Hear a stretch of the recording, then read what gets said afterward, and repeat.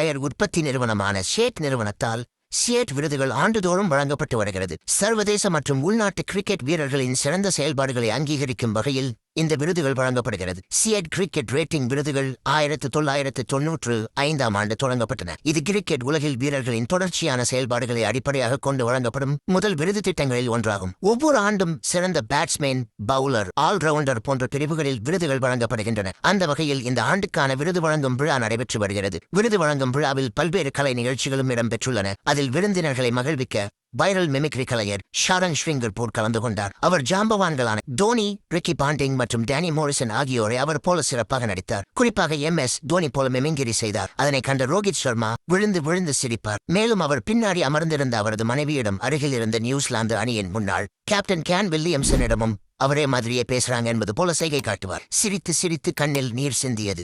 இது தொடர்பான வீடியோ சமூக வலைதளங்களில் வைரலாகி வருகிறது.